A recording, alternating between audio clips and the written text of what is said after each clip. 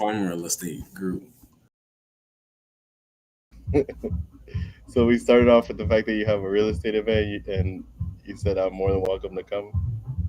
If you want to come pull up, it's in Pompano Beach.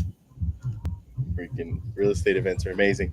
But So it's here we are. margaritas and tacos, so it's not like your average. Oh, it's not bad. Get some tacos out of the deal. All right, man. Well, we're back at it. And Back you at can it on and you can a blame Art Basel for last week.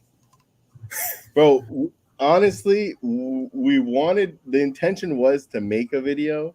We left an event and we said, "Yo, the live's at 8. We got to make it at 8." And I honestly don't know what happened. It wasn't even that we were intoxicated. It wasn't even like anything like that. I think it was just like the pace Where at which were we were. we? We were just Was getting that out of the. Shiseido day? Yeah, we were just getting out of That's why. Shiseido. That's probably That's what it why. was. We was getting out of Shiseido. We went to Red Dot, and we was just overwhelmed there. I couldn't even imagine doing a live there. Red Dot was a little intense. Even when I went back with my family, it was cool that there was a lot of exhibitions happening. But I did get a chance to go to Scope. So I guess let's start with that. Like, let's recap our last week and how that went, and then we'll get into a couple of little topics here. I have a cool new spin on the Wednesday lives that we could do for our brands. You know, I got a little different a questionnaire that we could do. Okay. But yeah, let's start with recapping last week. How was it? How'd you like it? I mean, okay, let's start with the fact that it was Miami Art Week, something that was added to the Art Basel experience at the convention center. I know one of my artist friends told me, "Hey, a lot of the events that are happening around Basel are because of Basel, and then now we have Miami Art Week, right? That's the whole concept for that." But like, what did we experience? Tell the people if they didn't see it on our socials. Um, what I experienced is that the we need to change the term influencer and just leave it at content creator. Mm. I used to I wasn't embracing that I was slowly becoming an influencer because I probably the term is cringy, but I'm somebody of influence that I think brands would like to attach themselves to for me to create content around whatever they have. I've Yeah, been doing it for the Miramar Cultural Arts Center. I've been doing it for sunglass lines. I've been doing it, but just avoiding the term that I'm an influencer. yeah. So you've Now been I'm doing the steps. You've been taking the steps, but now you're embracing it. Why do you feel like you didn't want to? Not that you didn't want to embrace it, but why did you feel like you wanted to stay away from well that because label? I felt like me as a branding guy that watered down my brand as an expert. If I Mm. went into this influencer space, right? No disrespect to the influencers because even that term has evolved into like the UGC creators and all of these different sub niches of being people of influence. But I think the term influencer got a bad rap, right? So in my space, if you were a marketer or a salesperson, you get a bad, it's like a bad name attached to it. And I feel Mm. like that's what happened to the term influencer. So it became cringy to anybody, especially when I'm supposed to be a branding expert. I ain't no damn influencer. So I was almost like felt like an insult. Yeah, all the work that you had put into understanding how marketing works Yeah. is a little bit holistic. That's been my whole approach lately is just like thinking of the experiences that we go through and the fact that we bring a holistic approach to marketing. Um, Me specifically with podcasting and storytelling and understanding narratives and stuff like that. And then when I go to events with you, I love to film in a chronological order. I shoot content with my iPhone. You see me all the time, and you're just like, you did that with your iPhone. I'm like, yeah, you could get a lot of work done with just the phone in your pocket. So for example, attended the first event we attended was the Shiseido yacht event, right? It was on a yacht where it gives you perspective being in certain places in Miami, right? Yeah. So we pull up. Like I honestly have never been to that area or that club that's there, the yacht. I don't even know the name of it. I should Google it. Yacht But Haven. Yacht Haven, that's the idea. That's the place. Um, so we end up going there. They have security. Everything is nice. It's fancy. Like it looks really dope. We see a bunch of yachts there, and as we're walking down the docks, you start to see the baby yachts compared to the daddy yachts, and then like the mega yachts, right? So it's perspective. You could get really humbled in Miami. I feel. Uh, so that event really was eye opening to see that side of stuff and how you've managed to get invited to a lot of these spaces where you've been putting in the work for a very long time, Yeah. but like we're starting to notice like the people that we see at these events, right? We're starting to see, okay, who is continuously at events that we go to and who Mhm. are they? Why are we getting invited to the same events? Things Mhm. like that, right? But what did you feel about Shiseido? Like, I feel like I hope I'm saying it right, because I truly love the Japanese culture and Japanese brands. So if I'm fucking that up, that's a messed up. But I know my wife knew about it. I don't necessarily use makeup, so I don't know too much about it. Yeah. But you did make me wear a whole pearl. Not that you made me. I don't want to put it out there that people are thinking like you're forcing me into this fashion style, Yeah. but I did feel really good. I felt really good in that clothes You had because a it different pep in your step. a little pep, you know. Like honestly, everybody was wearing socks on the boat, and I was like, "Nah, I ain't wearing socks. I own this bitch." You know what I mean? Like I felt in that mentality, right? Yeah. Um, so I think it was a good event. How did you feel about the event? Like, is that something you've been to before? Did it surprise you? I've so like what I tell people from a marketing standpoint, when you use the word yacht in Miami, there's a level of yacht when the Yeah, word is bit of used. boat. Right. People throw the yacht word around a lot when it could just be a little platoon. It could be a, they think anything that's floating on the water that's bigger than a John boat is yacht. And there's a difference, right? Uh-huh. This was a real yacht where no, you can't even come on with shoes on this. This is Yeah. how pristine the floors are. There's a staff, right? That I mean, they like at your beck and call. Angel couldn't even finish a drink before the guy was putting a new drink out. There's caviar on the yacht. My first time eating caviar. So it's a level of quality when you're on a real yacht because we've been to some yacht events that wasn't real yachts. It was just Yeah. boats. Yeah. Um, Right.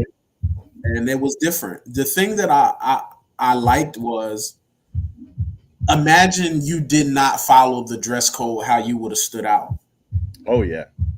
Yeah. because everybody of who was invited to that, this was a very small group, right? So this wasn't like 100 people on the yacht. This was like hand selected people specifically to come onto this yacht. Um, so I think we navigate all of these rooms differently. There's not many guys in some of these rooms that we go into because the influencer culture is really big around the females because it's beauty Yeah. products and it's this. So we stand out in a space Imagine like that. But I don't mean to interrupt you, but imagine that alone. We're two males. You have a PR and branding agency. You talk a lot about marketing. You talk a lot about your fashion because that's just who you are. And we're invited to a makeup brand's launch. yeah, Like that. That alone blows my mind. And then you start to think about, okay, so what was the strategy yeah. for marketing? Like, what were they trying to do? Who were they trying to get in these spaces to interact with each other, right? Because we And we met pretty interesting that's the people. difference, right? We're the new elephant in the room because we're big on written content. Yeah, So yeah, they can invite as many influencers they want and get as many reels and recaps and all of that, but nobody's writing about them. So we get into these rooms and imagine out of all of those people that was on the yacht, they only spoke to us. yeah. Nobody else got to interview the executive vice president Hmm. because there's power in written content. So I don't know how much I'm gonna have to drill into y'all head that your website should have a blog on it. You have to be putting out written content. 100%. I feel like that's if we could boil it down, that's something that's definitely setting Big Reach apart. Yeah. But it's also like any client, and I consider myself like one of the first learners of this experience, right? And you were just like, hey, I was putting that. We talked a lot about it. If you haven't seen it, check out some of our other lives where Baron was just throwing game out, and I was just like, either I listened to the game, ignored it, or applied it. I had to do one of the three, right? And I feel like I started to listen and then eventually applied it. And then now we're seeing some results personally from my personal brand. But then you're also seeing some results because I always say this whenever you're a visionary or let's throw the word out there, founder of something, you have to lead it. A lot of people feel like, oh, I want to be an entrepreneur or I want to be a founder because I want more days off. Yeah. Don't don't do it. Like don't do it. I'm telling That you, don't even exist. you're not going to get days off like that. Yes, are you going to put in some work? And yes, are you going to get to a point where you see the fruits of your labor? You will, but you're going to put in a lot of work before you see that. And sometimes you'll get to layers where you'll see some fruit from it. But I feel like being able to be in that close proximity and seeing the result of written content, it's so powerful how just something that I feel is so small coming from when blogging first came out, where it died, and then now reinvigorated. I feel like it's something such a small investment that you Yeah. could make that'll set yourself apart, like really set yourself apart. Not just about, hey, can I make a cool viral reel? Yeah, that's cool. And I feel like it from a music industry comparison, that's like the one hit wonder. But when you Mm. put it right, because when Uh, you put in the work and you're building and you're writing your articles, like I feel like you build a bigger portfolio, you build a bigger presence, and you last longer in the mm. space instead of It's just evergreen. It's gonna yeah. live there for a while. So with that being said, so we had Shiseido, then we went to Red Dot. Red Dot, I feel like was is this the first year Red Dot showed? Like when they I've opened up? never seen. I think because that whole Mana Winwood space is so new and really taking over the city. I feel like now that's like the new hub for Yeah. Winwood. What When you I do, didn't like, yeah. I definitely didn't like the parking. I didn't like how Oh, like that rate, that tax. yeah, it was heavily taxed. And I get events, you got to tax events or whatever because That there's a was lot New of York people, prices. a lot of resources. But yeah, those were New York prices. And then I also one thing that maybe you didn't get to experience because I think we went there for a very strategic reason. We went to meet with someone and then had a meeting and then we left that space. I Yeah. went back with my wife and kids and my brother-in-law to go check out the art, Mhm. and It it felt just different. felt yeah, it just felt very like claustrophobic. It was like granted things were organized, things were labeled, but there was just so many of the same thing that it Mhm. just became repetitive. And then another thing that I noticed was really weird, and you're gonna love this from a marketing standpoint. Um, there were people that didn't want pictures taken of their art. They were just like no photographs. And like my wife gets livid when that happens because she's like, I'm trying to share your work. What do you mean there's no photographs? So I feel like that ruined the experience for me. I mean, like, kudos for them to putting together that many artists, but I just feel like it wasn't diverse enough. And oh, Black Tape Project was there, by the way. So that was fun. Yeah. Black Tape Project. My kids didn't let me go in that room. They were like, get out of here, daddy. You can't go in there. Oh my So goodness. it was fun. Yeah, it was funny. But besides that, man, I did check out Scope, and Scope was a lot better. I felt like less traffic, a lot more space. Everybody was chill I and feel like vibing. nobody wants to go over the bridge no more, bro. Yeah, to cross over to Miami Beach. I feel like Art Week is going to overshadow Art Basel because people don't want to Oh, go to Miami Beach. mm. For those of you who do not live in South That's a Florida good to point. understand that there's a difference between Miami and South Beach. So when you like, man, I got to go across the bridge. Yeah, it's a small over the bridge, but it's a different vibe when you get finally make it on the other side of the bridge. You thought Miami parking was bad. Wait till you get to Miami Beach when everything is a one way and you can't turn.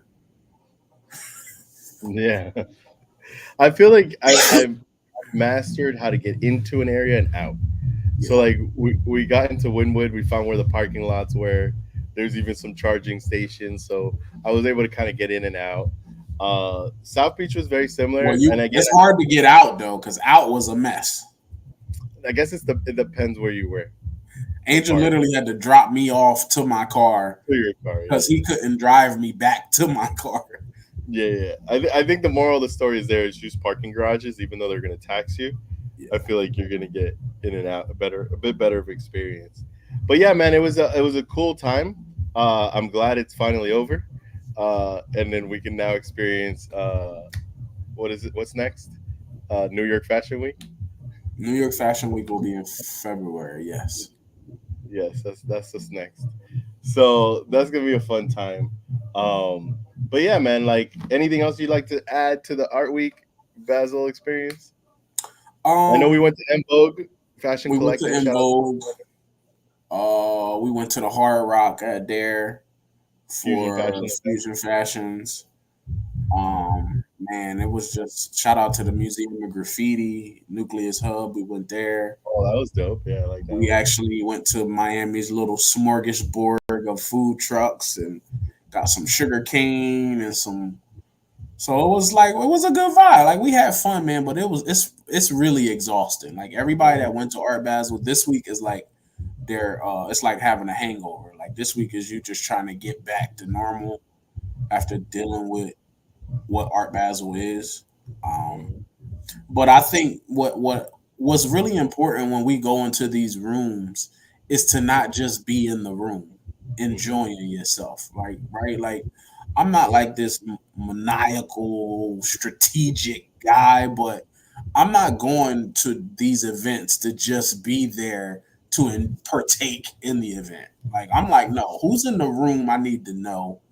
What do you do? Like, as soon as we got on that yacht, I'm just going straight up to people. What do you do? Mhm. Because nobody talks in these rooms. Yeah. Everybody just looks really nice. They dress really well. Everybody's very elegant. You got some influencers, you got some business owners, whoever it might be. But if nobody talks, you don't know who's who. Hmm. So And that I was, go that in was these rooms and we get right to it. Yo, what do you do? Oh, I'm a celebrity stylist. Cool. What do you do? Oh, as soon as we got there, the two girls, one girl had a fitness brand, one girl was a fashion designer, one girl owned a magazine, right? yeah. But if we don't talk when we go into these spaces and we just there to just enjoy the entertainment aspect, it's like, nah, I'm not in that type of room. So if you in the room with me, I gotta know who the people are. I gotta ask. And you can blow me off, or you can say, "Hey, I'm such, and this is what I do." Hmm. I mean, it comes back down to, do you need a spokesperson to talk about your brand, or do you need to bring someone with you that's gonna be able to carry a conversation, so that way you can interject and share your story. We've actually I say these things because that's what we saw at these events. We either saw someone that was a spokesperson, or we either saw someone that brought a friend that's funny, right? I can't stop laughing about that girl. That girl was witty and she came up with jokes on the spot. But that allowed her friend, who was the actual business owner, to be able to just sit back, relax, and interject when she could, and still build that type of relationship, right? And it's not about, like, I know what you're saying. It's not about like you go into every situation thinking strategically, like what's going to benefit me per se, but when it comes down to building relationships and networking, it's tricky to flip your switch from, I want to say, like a human survival mode to, hey, I just need to open myself up a little bit and be vulnerable in this situation. Yeah. um, so I think that for me, I'm gonna call myself out on it. You made a point to say, hey man, you did a little bit different this year. You did a little bit different at these events. Like it was a little crazy seeing you kind of like just step I in was there. proud, to be honest. I was You know what I proud mean? Like it's one of those things where it's like, why not? Like if not me, then who? The famous quote. because you knew. Just imagine all the other times when you didn't say nothing. You know what the result from that is already, Yeah, because you did that already. So what? These might be people you may never see again, yeah. but that could have been a connection that could have been really valuable. Either as you being a person in Miami, they may not even be from here, but now you're a familiar face in the city that they're gonna always keep coming to. Hmm. So No, think one hundred about percent. think about at the In Vogue, right? We wouldn't have know that girl was looking for a PR internship had Yeah, you not, right? yeah, and it was for me. It wasn't even like it was funny because as I approached her to kind of like have the conversation, she immediately thought that I was gonna like throw a line or something out. Yeah. You know, because I said, "Excuse me, like I don't mean to like bother Yeah, she you." used to a creepy guy probably Yeah. approaching her. So I'm Like, like, hey, what do you do? Can I get your number? Do you model? Whatever the yeah. case may be. So you know what got her? It was just like, "Hey, like I've noticed you at every event I've been to. What's up? Like, what's going on? Are you a reporter? Like, what's the deal?" And then like that took her back, and she was like, "No, I'm actually this and that." She started telling me, and then that's when we shared like the PR marketing approaches that we do when we go to these events. Um, and she was really open. She was like, "I'm actually looking for an internship," and it's so funny how even her friend who was there with her was like, "You just met them, and like they have a PR marketing company or whatever, and like you've been looking for an internship. It's crazy how this happened, right?" But sometimes it's not crazy. Sometimes you just gotta go with a purpose, go with a goal. And my intention really was just to go and meet people, like Yeah. no matter who it was. If it was the artist, Amanda. I know she was mad busy, but it was just really just to go and genuinely meet people. I just wanted to try something different, try something new. To your point, I've been to a lot of networking events, and it's just been hard to kind of like break that mental block. And I feel Yeah. like this time during this art experience, I got a chance to break that mental block. So, Do you think having me there is easier than if you was alone? um, I would say it. I would say it's easier if you served some sort of like comfort, right? But you don't do that. Like, not to call you out or anything, but it's like you don't offer the hey man, it's cool, like hang out here, let's have drinks. Like you don't offer that. Like Yeah. what you do having you there goes and speaks to your brand and the fact that you advocate about PR and marketing. Like you'll make subtle things like, oh, I'll be like, hey, look, I just met so and so. She wants to do whatever, whatever. He's like, did you talk to her? Did you tell her about it? So like you push a little bit. You try to push a little bit more, and I feel like vice versa, because whenever I tell you, oh, I connect the dots for you, and I say, hey, this person is this person and that or whatever, and then you're like, have you talked to them? And then I'll be, no, they're busy, and you're like, no, no, no, and you turn back around and you go talk to them. So I feel like it's a vice versa situation because Got like it. our energy levels aren't always at that 10. Yeah. Sometimes you need to take someone with you that will challenge you. Be very careful if you take someone with you and they're just kind of like encouraging the bad behavior, because then you're not going to really be motivated to kind of push past it. But to answer your question, it makes it more challenging in a good way when you're Okay. there. If I was by myself, I'd still try to do something, but I feel like when you're there, you push, and that's a good So it's thing. like having a gym buddy. If you Yeah, go to the gym by by yourself, yourself. you're gonna relax. You're Yeah, not gonna put the extra 10 pounds on. You're not gonna run the extra mile. chilling. You gonna just do like, yo, I came and I did something Hmm. and then leave. Yep. So I feel like that's the thing. Yeah, Um, it's just accountability. I get it. so it was definitely a great experience, not only from that standpoint, but also from a lot of stuff that we saw. But yeah, man, that's the gist of what we experienced last week. Just so y'all could catch up, because I know we didn't have a live last week, and we're definitely striving to make this as consistent as possible. So we're doing it every single week, Wednesdays at 8 p.m., shown on LinkedIn and YouTube specifically. I I want to want, give a shout out real quick yeah, do it. to my dog, Robin Diamond from Fifth and Oh, Core, she did come out. who pulled up at Dare at a minute's notice. As busy as she is, she still Very came out. Shout out to her, shout out to Kira. Kira, They came Kira, out and yeah. showed love, man. And that means a lot. It takes a lot for me to invite people to stuff, Hmm. because people have the easy ability to just let you down, right? You really do. your best at just trying to connect dots and build relationships with people. And people just not reliable, right? They don't keep their word. They not good at their word. Um, and I think maybe I just hit her up. I was like, hey man, what you doing for Art Basel? She's like, oh, I'm actually in town for a couple of days. I'm like, yo, I got an extra ticket. Pull up. And she pulled up. We had a good time. They came, saw, and she had a whole nother event to be at. Yeah. So that's why it makes it tough for me to take people's excuses because I see people that operate at a very high level still get it done. That's very true. That brings up one of the talking points that I definitely wanted to talk about today.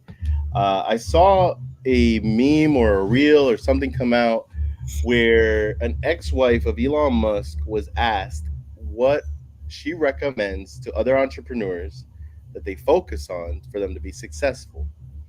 And the one thing that she focused on in her conversation in that interview was around the level of stress that you're able to handle as an entrepreneur. Mm. She said that if you get accustomed or comfortable to handling high levels of stress, and when I mean high levels of stress, I mean like multiple fires needing to be, turned out or handled or managed, in addition to your day-to-day life, that if you can stay composed and you can handle them and you can see them to the end and then on to the next one, as they say, that you will be more successful if you can compose yourself in those moments. What do you think about that, man? Like handling high levels of stress. I give you an example of that. So all last week we were at events every day, right? In the midst of being at events every day, I have to have articles and recaps up at Oh, the that's same time, right? yep. At the same time, I got clients that need press during Art Basel before their event. So shout out to Nucleus Hub, right? I had to get their stuff out before their event. So it was literally like, if I don't get this out before a certain date, well, it's no point in doing it. But trying to remain calm, trying to get something up for them for Miami New Times, and it just was not going through, and it was just like back and forth. It was a nightmare, bro.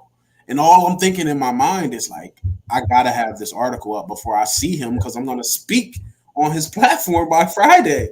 Yeah. Thank God his thing went up Thursday and Right. South Florida Digest went up Monday. But these is just like the pressures of like, man, how can I be the PR guy and I can't even get my buddy who just trusted me with getting something out in a really quick turnaround time in the midst of actually doing my own stuff. So that pressure, I mean, I think it's like I feel like I played it pretty cool, but I was a wreck trying to get it all done. Well, it's not you didn't just do that because if you give perspective to people, like you're one of the highest, like as a contributor, you have the highest volume of articles out on the internet, I feel. Like talk about that because people don't understand.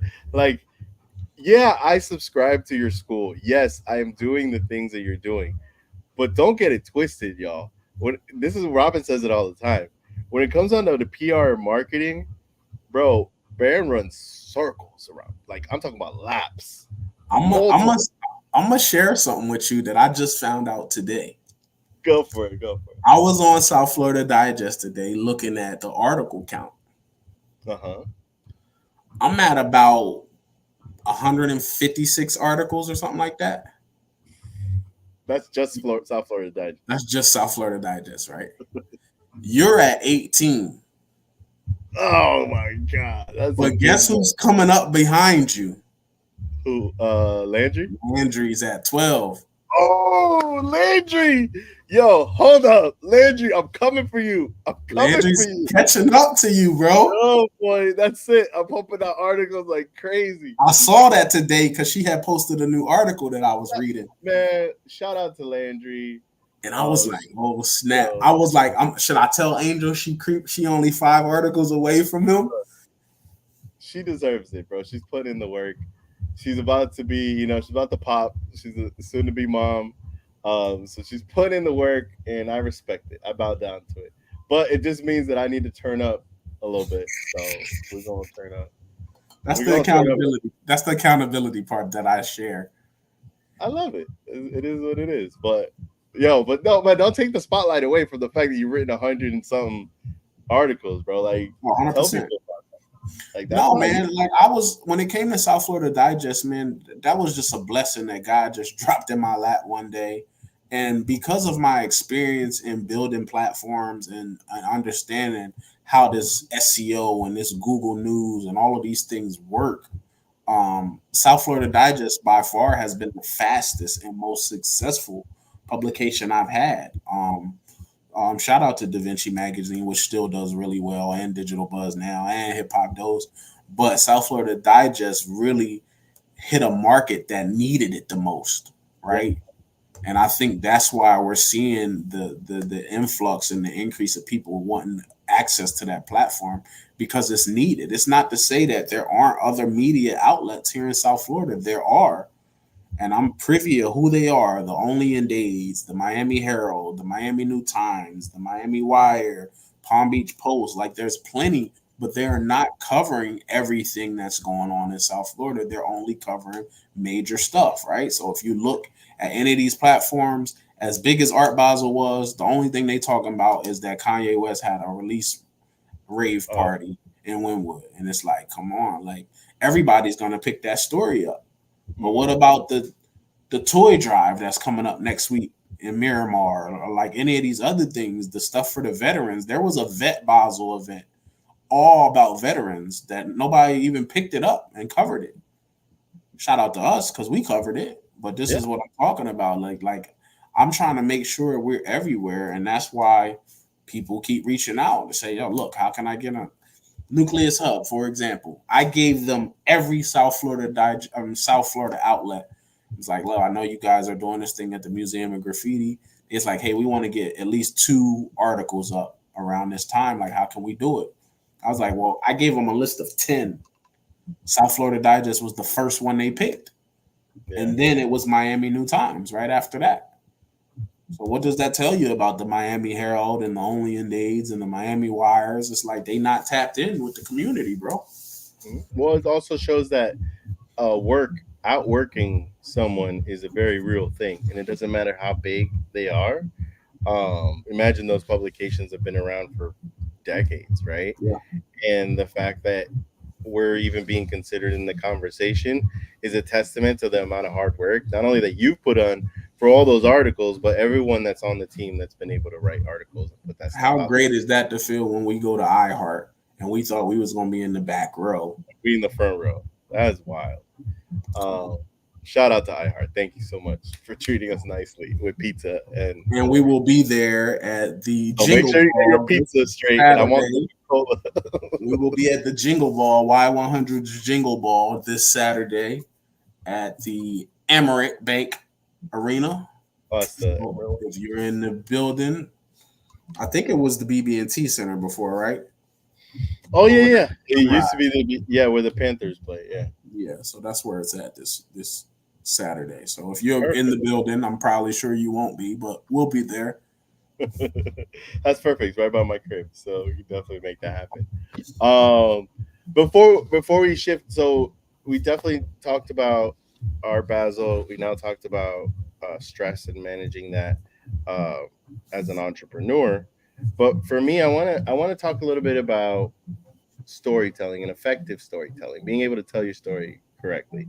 I feel like, and you correct me if I'm wrong, I feel like you have a very unique talent, or I would say you've done enough reps to hone this talent where it doesn't matter the event, it doesn't matter the time or the environment.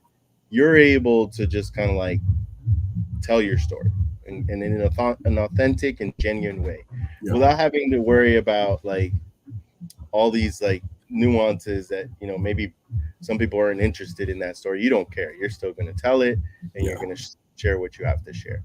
But for the people that don't, I feel like they have 2 levels of obstacles in their way. The first level is actually being able to present and speak, right? The first step is actually getting out there. The second step is being able to articulate your story correctly so that it makes sense and it's in a good, pattern. so that it's not boring, not monotonous, and you're actually telling the highlights and you're kind of like building up, right? Anyone that's sitting behind this camera is going to watch it on the rewatch. What do you recommend for someone to kind of step forward and just do it? And then I'll share my thought process around it. It's a little, I'm gonna be honest, man. It's really difficult. See, I learned this stuff from music, right? Music was my therapeutic outlet to be able to share my story, right? The problem that some people face is some people have some dark stories, right? And it's sometimes it's not always that they can't really express it. It's that if they do express it, it affects other people, Hmm. right? So it's like, for example, it took me 3 years to write a song about my dad committing suicide. 3 years it took me to write that record. It was called Pain in the Glass, right? The connection between that song and the story was that after my dad passed, I drank every day. And I didn't know why. I just thought this was the rapper thing to do, but I was hurt. So it was just like I knew me putting that song out, it didn't just affect me because I have siblings and I have a stepmom that this affects with me doing these type of records. And I think that's one of the things when it comes to storytelling that maybe stops some people is like, man, I might have to talk to my family before I be coming out on record saying anything because this might say, like, I think you're a perfect example of that, right? Your story is probably, I haven't got your whole story because you telling your story is going to affect other people. It's Yeah. the same thing with my wife. My wife's story is a story, bro, that this book would be amazing. But her putting that book out affects other people because it's going to have them have to be really honest with themselves about what the opposite side of that story or whatever their perspective is of how they perceive that story differently, right? So, but my thing is like, you got to just live in your truth, man. It's not going anywhere, and you may find that you just getting it out and saying it out loud may help, whatever Mhm. that is. So, that's my thing, man. You just have to just try. It's not going to be perfect. I never know what's going to come out my mouth some days. I just have an innate um ability to connect with people because I really believe in being truly authentic. So I think that resonates with people that it feels safe to talk to me. Like people come to me with some dark stuff and it's Yeah. like that's a testament to probably me making people feel comfortable because Yeah. I don't overshare, but I share enough to let people know it's okay for you to share something that's vulnerable because I don't have a problem being vulnerable. I think that's a good point that you make, that you have to kind of just do it. And then there'll be a point in which you share a vulnerable moment in your life, and that is going to impact a lot of the people that maybe didn't get a chance to hear that vulnerability out of you. Right. Uh, for me, so just a short little recap about like how I grew up, and then I'll tell you like my journey in speaking. So I grew up in an environment where I came from Dominican Republic. We moved to New York, and let's just say I lived in New York without a babysitter. So there was many moments where my parents were out working and I was like stuck at home, right? I did go through private school first couple of years, Montessori school, so I learned a little bit of English. But when I got here, I didn't know any English. So like I would go home and tell my mom like in Spanish, I'd be like, I don't know what the teacher said, and then she would just be like, "You'll figure it out. Like just keep going. You'll figure it out." Mm. And I start with that story around me being able to present because I want you to understand that English is my second language. Yeah. Spanish is my first language. It doesn't sound like it because my accent is gone. I've been here for 20 plus years and I've had a lot of reps in being able to like articulate, but there have been moments where I mess up because your brain actually, when you learn a second language, is thinking of both. Just it's not in one or the other, it's thinking of both. Sometimes you trip up in those words. So as I grew up, I now we're 13. I would go with my dad to private investigation cases. He would take me on undercover cases, which is great for a 13-year-old to be in. But he told me, he's like, you got to be quiet because if anyone here finds out where we live, we can be in danger. That was my last like memorable thing that he told me. Yeah. So I would have to stay quiet and just look and observe. But that would cause me to get in a bunch of trouble. So I would just, that would be a hot mess. Right? Like writing on stuff, like just being a rebel, right? Because he was telling me that I couldn't say anything. So now fast forward into my adult years, I became a paralegal and I'm in front of a courtroom in front of a judge and I have to now be formal. I have to know the words I'm using because these words can have big consequences on the client that we have. So there was a lot of like trying to perfect, get rid of the ums, being able to like speak based off scripts. And that kind of worked for a little bit. And then came into an environment where I had to speak every day. Well, when you speak every day and you're that polished, people don't believe you. Like even now, as I'm speaking, if I don't build in a thought like that, I'm thinking about what I'm about to say, and I'm very polished and perfect, people disconnect from that because they think it's a commercial, an infomercial, a QVC thing, a WWE announcer, right? I could say many analogies for it, but the human instinct is that when you see something that polished, you disconnect because it's not relatable.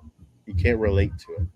Yeah. Uh, so fast forward, getting to the point where you're talking about that you got to just do it. I was in a meeting at my job and I was supposed to host a meeting for everybody. I got nervous as hell, sweating, mouth is dry, everything. And I remember this moment so vividly because it was the moment that I did jump. It's like jumping off of a building. It's literally like jumping out of a plane. You have to fall forward. Was I great? No, I sucked. I was screaming. I didn't know what I was doing, but I was in such a fight or flight mentality that I Yeah. was just like, I gotta just break through this. There's a pull that you have when you're introverted and you're trying to speak, right? You maybe felt this your first couple of years of being an artist, right? I don't know. Maybe you never felt it, but I'm, yep, I'm go ahead, go ahead. it's like a pull I that you can't have. relate, but I go ahead. It's like a really strong pull in your heart and your nerves. And I don't know if you maybe compare it to another scary moment you've had in your life, but it's that scary. It's fight or flight. You're in fear of your life when I was about to speak. Yeah. And until I pushed through, man, I couldn't even make heads or tails of whether I was being impactful with what I was saying or whether I was telling my story correctly. I Mm, I couldn't figure any of that out because I needed to hear myself. mm, And then until I heard myself and I could figure out, okay, this is what I sound like, I'm okay with this. I then got into the pattern of being able to tell my story correctly. got it. But it's a journey. That's why I want to tell people it's one hell of a journey that you have to take. Yeah. Go I ahead. mean, You for had me, something. like I've I've tell people a lot. I've lived a long life in 38 years. And it wasn't that I just seen a lot. Up until the age of maybe from birth to like 18, I've experienced so much life so fast and so early, that by the time I'm 25, man, it's not nothing that I'm just numb to anything. Like it's not nothing that I haven't seen. Like somebody like, oh, there's a dead body over there. I'm like, oh, okay, that's what's up. Keep it pushing. Like I'm so numb to that. I've seen that a lot, right? So I think just having those experiences, even when I'm engaged with somebody, I always have a story because I've lived so much life, and these are stories that this is me. Like I've lived so much life, whether that's in the States, I can meet somebody and tell them about some experiences in London. And music has allowed me to see a lot of the world. So it's gave me a lot of perspective from different states, from different cultures, from different regions. That it's just like, man, we think we really got it figured out here in America, and it's like, yo, we've been so behind and in last place for a really long time. But I think that's what helps me when it comes to even be able to have these stories. It's just like I just lived life and still am living life, right? That I can relate to a lot of situations just off past experiences. I feel like those are some good takeaways for anybody listening. AKA Quinn is working on his storytelling. He is taking a course by Vin Giants around storytelling. But if anyone's listening to this on the rewatch, here are some tips. If you want to get out there and tell your story, first of all, you're going to have to fall and fail. Get it over with as quickly as you can. Yeah. You're not going to be perfect when you first start. It's going to suck. You're going to be nervous, whatever it is, but get it over with. Because the quicker you can fail fast, you can figure out, okay, what's the next step? How can I improve my speech, my story, my human connection with other human beings? Yeah. Get really good at that. Just connecting with other people. I feel like that will help a lot. But there's so many nuances, not just to public speaking, but also to emceeing, like we learned this week. Oh, look at that from our friend Aaron, the speaker. So definitely was a good eye-opening conversation when it came down to the differences between MC and speaking. But imagine we're having that conversation in the middle of a fashion show. Yeah. Oh, I know where you're going. Go ahead. Head that way. Head down But that road. this is my thing. It's like, yo, these are all experiences. This is literally in the middle of a runway show, in the middle of the Hard Rock, of models going down a pool, and we're having a conversation around the MC's approach. Like, how is he engaging the audience? And we probably should just be enjoying the show, Yeah. but our minds don't think like that. And when you get around some like-minded people, that's what you're gonna run into. You're gonna run into, like, even though I'm supposed to be here as a patron of the event, no, I'm sitting here breaking down how well the speaker is doing, how the DJ is doing. Yeah, The vendor is really good. The coconut yeah. water is really nice. We over there trying to connect brands, and that's the part that, like, when you're really true to this, bro, you can't turn it off. Yeah. You can't just go, like, I can't go to a restaurant and not see who's the manager here. Like, when I first go into a restaurant, I always see if the manager's card is up front. It's usually at the little front desk girls thing. There's a card for the manager, or their name and plaque is at the front of the restaurant. If that person's available, I always want to introduce myself to that person. Me and Angel go to Sushi Runner, and I know the manager at Sushi Runner. I don't care the restaurant. They need to get familiar with this face, because when I go in there, she already knows what I'm going to eat. Well, because she knows that you like the spicy food. So. Come on, see that? Get cool with the people that cook your food. Trust me. No, for real. As we head into the last 5 minutes of this live today, I wanted to just bring back to people's attention, since the whole theme is, storytelling, being able to tell your impact and managing that fear. And I love how your fear, you've gotten really good at being able to share your fear analogy. Because even this past our Basel experience, when we were on the podcast, you brought that up at Nucleus about the fear. Go ahead, remind the people before I share the value. My acronym for fear is finding excuses and reasons. Most people find excuses and reasons why they can't do certain things, and it's fear. It's the fear of failure, it's the fear of success, and it's the fear of judgment. Yeah, yo, got it. Yeah, because I bumped success up. Success was the new one that I added, but yeah, the fear of judgment is the biggest one, though. The fear of judgment is usually the biggest, right? Especially when it comes to us promoting this content creation game and putting your face out there.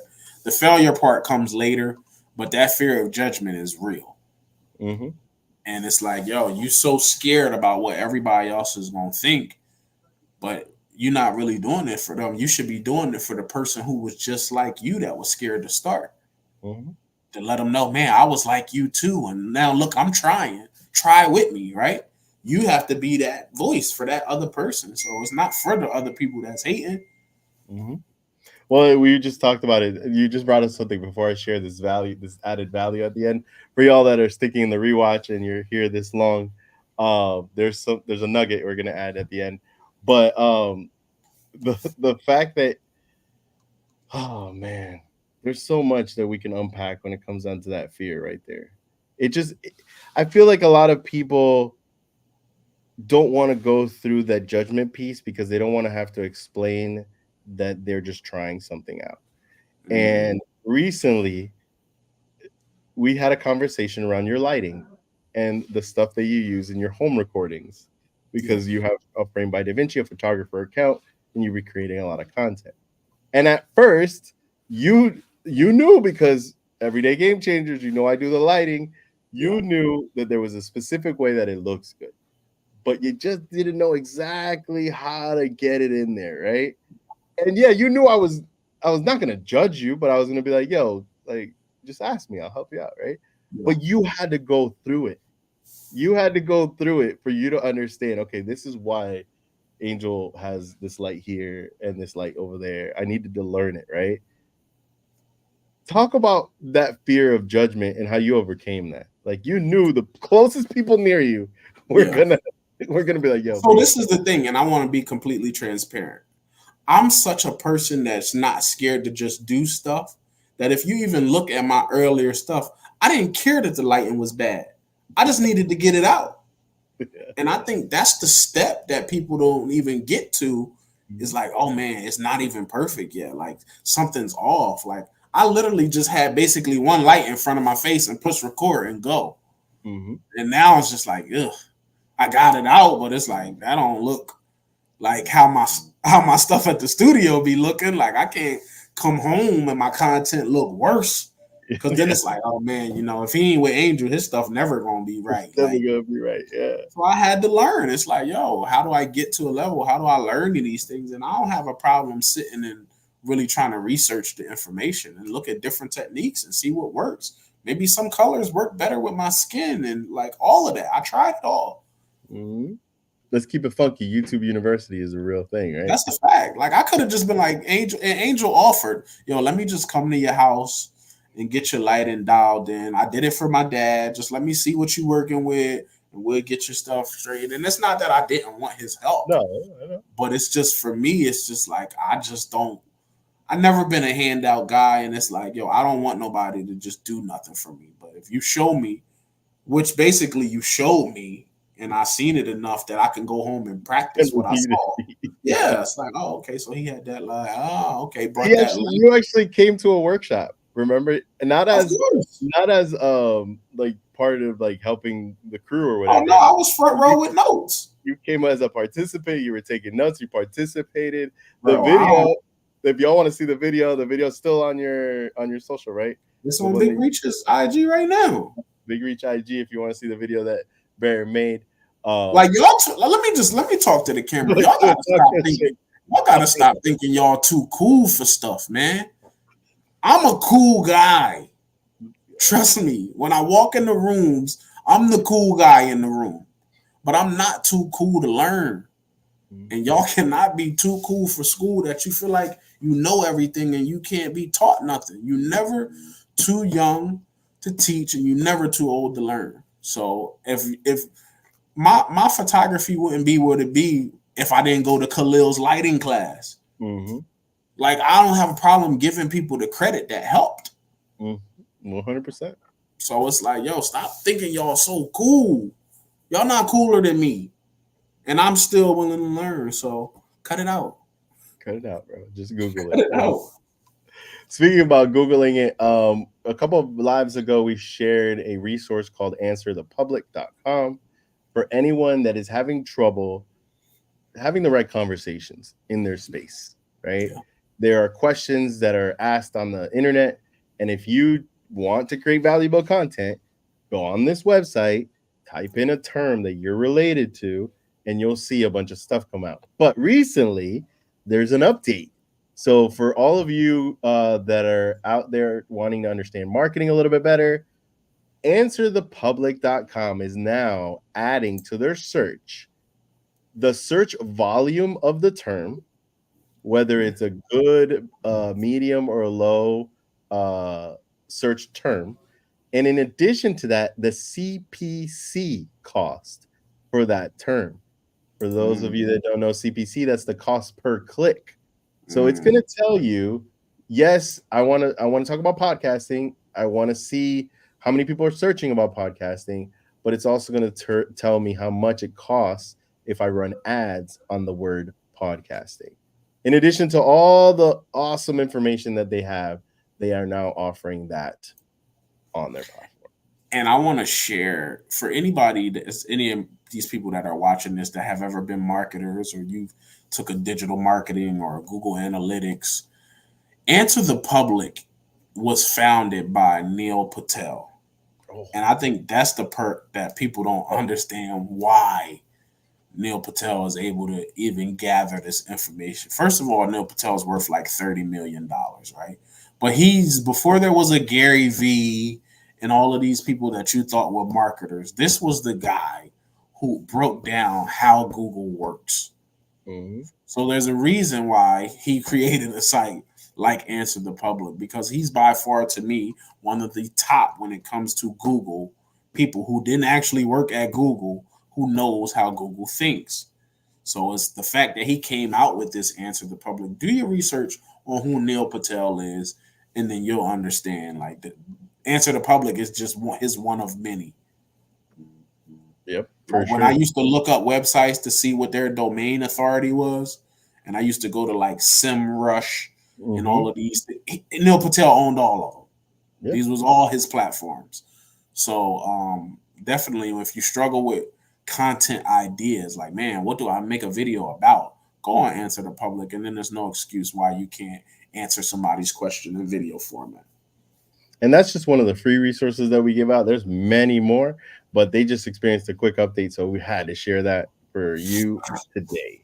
So with that being said, take them out, B. What are we going to take them out this week? You want to take them out? So I want to take them out on maximizing opportunities, right? I don't care where you go. First of all, you're not going to get the same amount of opportunities staying at home behind your computer. Nope. Is it an effective way to communicate? Yes. But imagine how it feels when you get to see these people you've been talking to online in person. It's different. So I encourage you, whether it's at Starbucks, whether you go to Starbucks and you get the same Frappuccino every day, and you never ask the person who makes your Frap what their name is or what they're passionate about, or you go to Starbucks and you work at the same table and you see another guy that works at the same table in the corner, and you never speak to that guy and ask that guy, hey, what do you do? Just go ask somebody. Make that a point to every day you're in an environment. Just ask somebody, oh, what do you do? Watch how some doors start opening up just by that answer, asking that little question. Just ask the question, what do you do? And get ready. You might see some synergies, man. You might start attracting some people that will align with what you do. 100%. Get ready for those dots to connect. It's definitely a different vibe. Lately, Baron's been introducing me to people that follow me online, and I just feel like, hey, what's up? Like, right? How great is it that you had red dot tickets without us even knowing how you got them? That's a story for next Wednesday, y'all. But what I can say is I agree with Baron 100%. Take advantage of every opportunity. Make sure that you're prepared for those opportunities.